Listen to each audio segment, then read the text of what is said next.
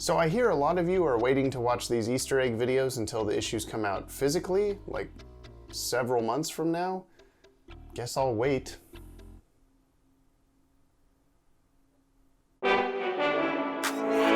Hey all you cool cats and kittens. Welcome back to another Easter egg breakdown of the newest Batman The Adventures Continue issue. This one's a little low on the trivia, but boy oh boy does it f*** with the timeline. Potentially irreparably. So strap in as we go through every page and uncover all the goodies from The Darker Knight Part 2. Corrections Speedrun, stuff we messed up last time. About 100,000 of you pointed out that I compared Batman's I believe you line last issue to the same line spoken by Batman in Batman v Superman, when it turns out it's originally from The Dark Knight Returns. I will turn in my nerd card for that one, but I gotta say, for as much as everybody slams BVS Batman for killing people, at least he doesn't directly shoot this guy like in DKR. And even though this isn't really something we got wrong, we probably should have mentioned last video that this isn't the first time we're seeing Azrael in DCAU form. He did appear in No Man's Land animated style artwork by Craig Russo in 1999, part of the No Man's Land Gallery one-shot, alongside DCAU style Cassandra Cain, Huntress, and a green-panted Tim Drake. What? No, wait! Green! Page 1! Why is this the cover? Page 2! This is now the second time the title page has featured imagery from the previous issue, this one being that classic jump through a solid object Ty Templeton pose. Page 3, you get it, you can read. Mr. Wing can apparently speak unaffected English, as in he doesn't have weird monster font or anything like that. He calls Penguin Mr. C, just like how Harley Quinn would call Joker Mr. J, or even Lex Luthor Mr. L. Mr. L?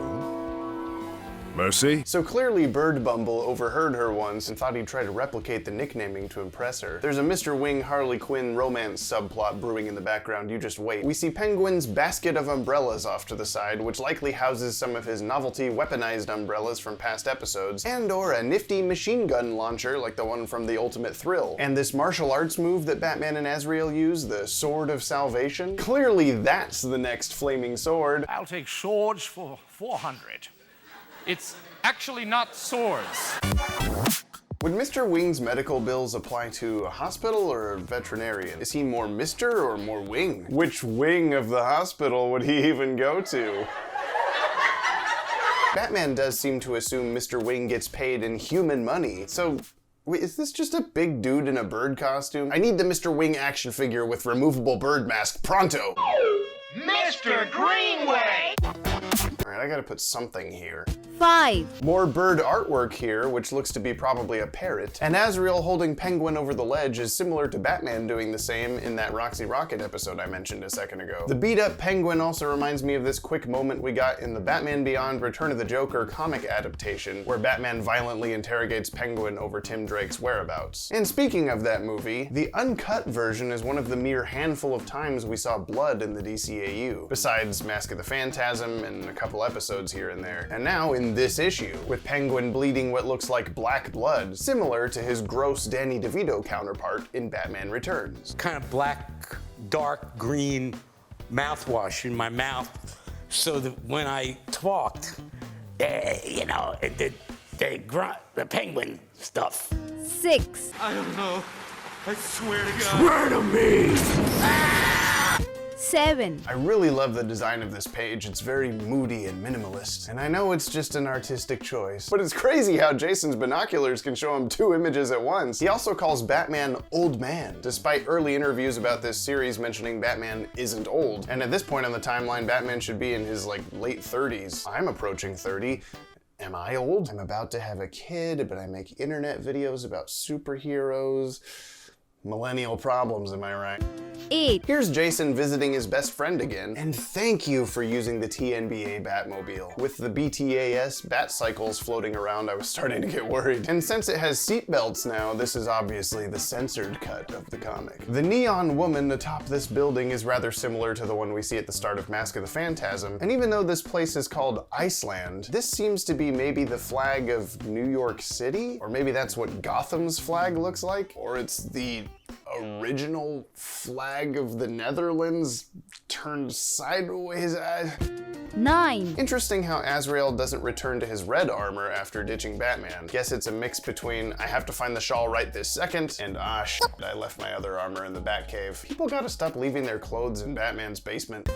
10. And the mysterious buyer turns out to be... Mr. Freeze. What? I was really hoping it would be Firefly or Cobra or even Ra's al Ghul. I guess I'll take another Mr. Freeze appearance. He had so few in the DCAU. Always nice to see this guy.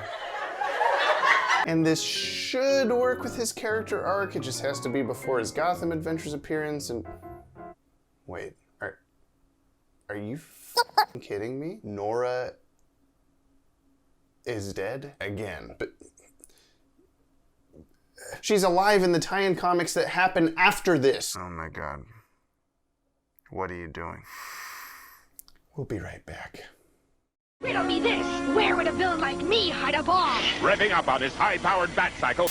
Hey everybody, it's me, Celix the Cat. I'm here to tell you all the Patreon names. This week, we got some new people, and I really don't like the camera stuck in my face, so let's get on with the name. I use my telekinesis to bring the paper closer here. David Robertson, and Mason German, and Alexandria Knight. Thank you so much for joining. Oh boy, I miss the times when I didn't have to do this, which is every other time. And thank you to those who have upped their pledge this week, including the great Robert Sterling. I sure love his meatballs. Look over there. It's the name Sedu, who has also upped their patronage. Thank you. And we got the people we say every time. Dark Poet 1792, Mac, Cameo Shadowness, David Gallagher, Luke Mears, Aaron Young, and Richard Mon.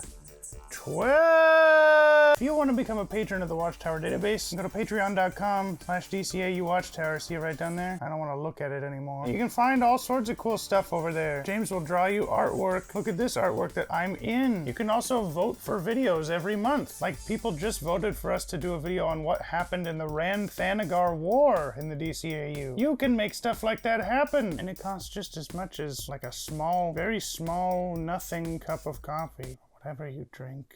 Meatball juice. Look how cute I am. Don't you want to go to patreon.com/DCAU Watchtower? It's pretty cool. While I'm in this public space, I'd also like to mention I'm really terrible at using the litter box and I kick litter out of it all the time. There's so much litter on the floor next to the litter box. I'm very bad at using the litter box. I'm getting real tired of this Patreon ad. It's now time that I sign off and let you go back to the video. So thanks for tuning in to support the Watchtower Database on Patreon so I can have more treats and more litter because there's not much left because it's all on the floor. Figure included with bat cycle. Other figures sold separately. Mason clock not included. 11. Finally, a character with confirmed Speed Force access. Wait, how did Mr. Freeze get here? I really hope this tiny red car outside is his. Maybe he traded in his big gray van. To the Farmer Brown Company? 12. Batman says Mr. Freeze once used this abandoned ice rink to store his equipment. So could this be the place Freeze hid his futuristic suit that we see in Batman Beyond? It's something I've kept in cold storage. Well, maybe. But this Freeze hideout we see in Gotham Adventures number 40 is literally labeled cold storage. So if it's gonna be anywhere. And Nora Freeze's grave is mentioned, which we've seen before in the Batman Adventures holiday special from December 1994. You know, in the only portion of the comic that wasn't translated to animation, because they felt that Sub-Zero messed that up for them, except it works just fine if you put it between the two BTAS episodes, except they're trying to undo Sub-Zero anyway, so what even matters anymore? 13. Freeze estimates Azrael has about 60 seconds to live. And if we go by Batman and Robin logic, where characters repeatedly say it takes 11 minutes for Mr. Freeze's ice to kill people, then it took Batman roughly 10 minutes to find this Iceland place. Math. 14. The amount of times Mr. Freeze has shouted his wife's name in the DCAU, I can totally hear this panel. Sorry, wrong clip. 15. Nora's draped limbs remind me of the single dead limp hand that is all we ever see of Professor Ivo in the Justice League episode Tabula Rasa. Well, we did eventually see what he actually looks like in a weird, extremely hard to track down coloring book, but you know. And this is probably not intentional, but if you flip back and forth in quick succession between this page and the last one, Mr. Freeze changes facial expressions like one of those Captain Underpants flipbook moments. Surprised, angry, surprised, angry. 16. Am I to believe that Batman's explosive batarangs are also now shaped the wrong way? No, James. 17. This will keep Victor breathing until the cops arrive. Wait, Mr. Freeze can breathe solid ice? What? In Gotham Adventures number 5, Bruce gets his head frozen and Tim has to knock him out of it because he's running out of air. Does Mr. Freeze even need to breathe anymore? He's a head on a spider robot. I can't even begin to wrap my head around how he breathes, talks, lives at all. But what if he wrapped the shawl of Magdalene around his head? Would he cure his freeze disease? Would he regrow his body? Would his severed immortal head become a normal head again and then he just immediately dies? How does any of this work? Regardless, Freeze having an ice block for a head now basically makes him the Mr. Freeze from The Batman. And there's sonic batarangs now too that just look the same as the other one? Stop it! 18. Even though Azrael took some swings at him earlier, tried to steal his goth GF, crossed the line with Penguin, and ditched him, Batman still tries to save him. Batman is compassionate. Think it'll work? It would take a miracle. Bye-bye. 19. Cool. 20. There is great compassion beneath the grim facade you've adopted. Batman is compassionate. They're all alone in this church. Did Bruce rent out the church? Unless they broke in, because they're like ninjas and stuff. What if someone saw Bruce Wayne break into a church? I have so many questions. 21. My questions are immediately answered because it turns out they're at St. Dumas, putting the shawl back where it belongs. I couldn't track down where this place is located in the comics. I'm very open to you commenting below and telling me while simultaneously feeding the hungry algorithm beast. But on the Gotham TV show, there is an Abbey of St. Dumas located within Gotham City. And with Bruce hoping Azrael has brought comfort, does he perhaps mean cold comfort? Like the new Batman Adventures episode, Cold Comfort? I'm not sorry. 22. Only thing I have to say about this page is that they totally ripped off the Star Wars Episode 1 poster. But I guess if you're gonna steal from the best. Either that or this is the first Ebon appearance we've had in a while. And that's the last. There's an extra page this time? How is that gonna work in print? This is only half a page. Will the lower half just be blank? Is this Binoculars page earlier a 2-page spread? Ooh, I like that a lot actually. 23. Jason Todd uses his double image binoculars again to spy on the Joker! The Joker's finally in the comic, baby! And he looks like his Justice League design. I guess my Jedi mind tricks worked after all. This character model was technically first seen in the Return of the Joker movie's flashback, but was reused for Joker's appearances in Static Shock and Justice League. And I am super glad to see it back for this comic. Probably unintentional, but his reflection in the mirror next to him does kind of look like his TNBA design, complete with little beady Animaniacs eye. Wait, are the Animaniacs eyes just the little black circles? Or are they this entire big white area? Have I been looking at their faces wrong my entire life? Joker's hiding out in a carnival is very Killing Joke of him, and the entrance to his hideout appears to be a giant Krusty the Clown head, but with the Joker holding an ace of spades. Is this a reference to the Royal Flush Gang we see him create during Justice League? Or it could be that he has an ace up his sleeve. Symbolism. This is all juxtaposed with Batman's voiceover saying, "It hasn't always been easy for me to work with allies," and that he should appreciate them while he can. So either this is alluding to Jason Todd's comic book origin, which involved the Joker and losing a partner, or it's another red herring. I really don't see how Jason's usual origin story could be told in the DCAU. But then again, it seems like they may be retconning a bunch of stuff with this thing. So with that as the world's greatest segue ever, it's time to talk about time. Look for America's favorite hero this Christmas in the animated movie Batman: Mask of the Phantasm. Mr. Freeze, thought up of these. Batman's dual force. 2 times the might, 2 ways to fight.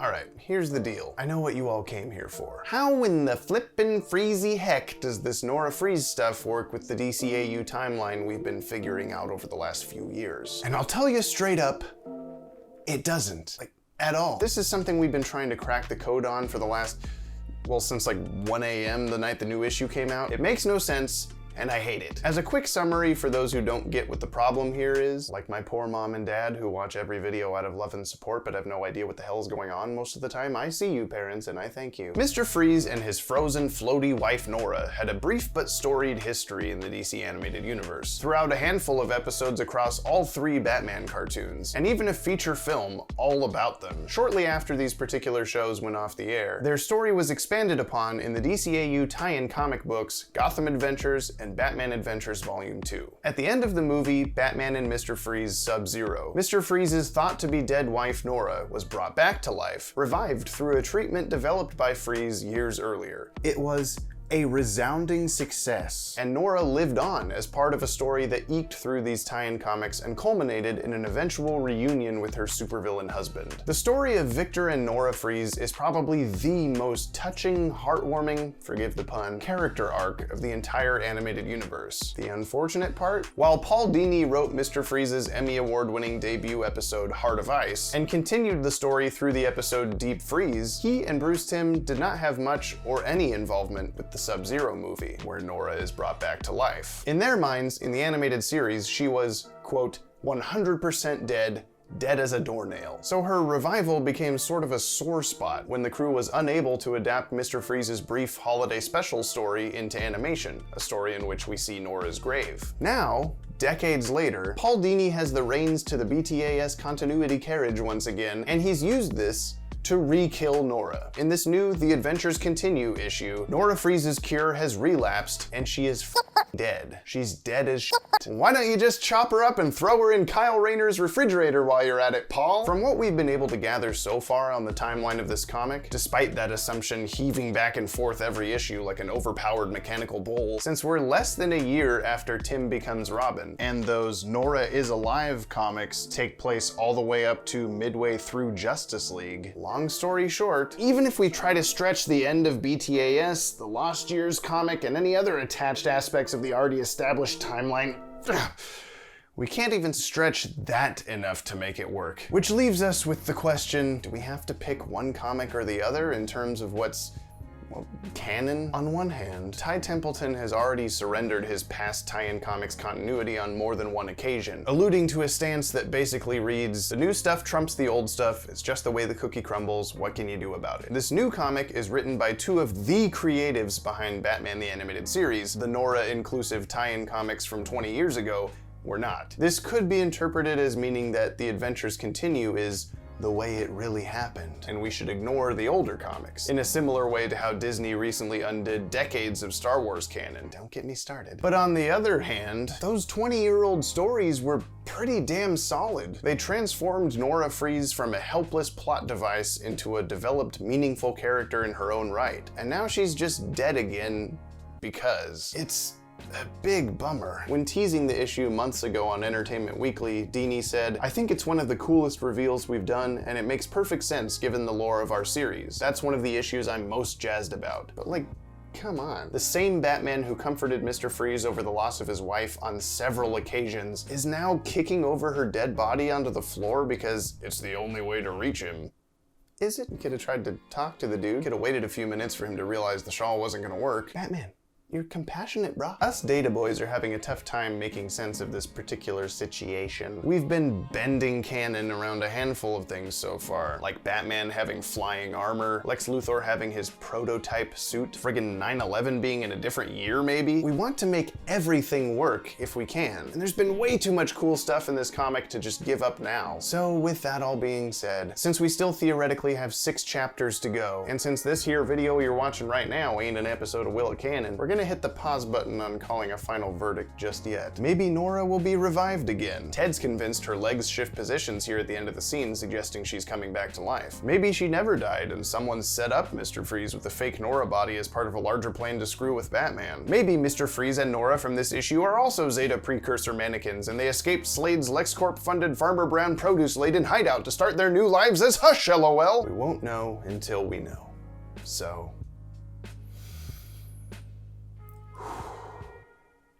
we'll just keep reading. Conclusion. I gotta credit Maddie for this joke, but I like how this comic is called Batman the Adventures Continue, as if continuing, you know, the Batman adventures, Gotham adventures, etc. When really it should be called Batman, Those Adventures Never Happened, There is no timeline. F you. But regardless of continuity kerfuffles, this series has been a blast since the very beginning. I keep meaning to read it while listening to BTAS soundtracks like Hector suggested. That sounds like such a good idea. At the end here with Azrael talking about returning if Batman needs him, it makes me think we'll see more of him down the road. Maybe even a return of Slade, Superman, anybody for the final issues. But who knows? Since it wasn't Firefly or Cobra or whoever we would have expected would want the shawl, how interwoven is the plot of this thing, really? Will Lex Luthor even come back? Well, for now, I'll keep assuming that the guys that wrote my childhood will hit a home run by the end of the game. From the sounds of the end card, it seems like we may be getting Joker versus Jason next issue. And the official solicitation tells us Batman will learn the identity of his stalker, and Batman's greatest shame is finally revealed. Since these have been mildly wrong before, what with the Star Labs or Batgirl is here but not really stuff, I'm gonna guess this means we'll actually be exposed to Batman's greatest sham wow, something I've definitely been wanting to see for a long time. But that's all for this one. If you're enjoying these Easter egg breakdowns, please take a second to share this video in whatever internet Batcaves in which you lurk. Social media groups or subreddits or forums or wherever you find yourself hanging out around like-minded DCAU fans. I'm certain there are more people reading this comic than there are watching these videos. And we put way too much work into them just to see him get barely higher views than a 30-second impromptu 2 a.m. low-res clip of Maddie dicking around in his living room. You guys seriously don't know who Carmen Electra is? Oh yeah, I almost forgot. That contest for guessing all the memes on our new channel banner. The winner is these people. Yeah, I chose 3 people because there were some really close runners-up, so I just decided to give the top 3 the spoils. You want an answer key to this thing? Here it is for 1 frame, good luck. And thanks to everyone else who entered. If you're one of our winners, send us an email at that same spot, contest@watchtowerdatabase.com, with your mailing address and name so that we can send you the prints. That's what this is about. We'll get them to you faster than, well, faster than Lex Luthor's plane, I can tell you that. Still got it. Subscribe, subscribe, subscribe.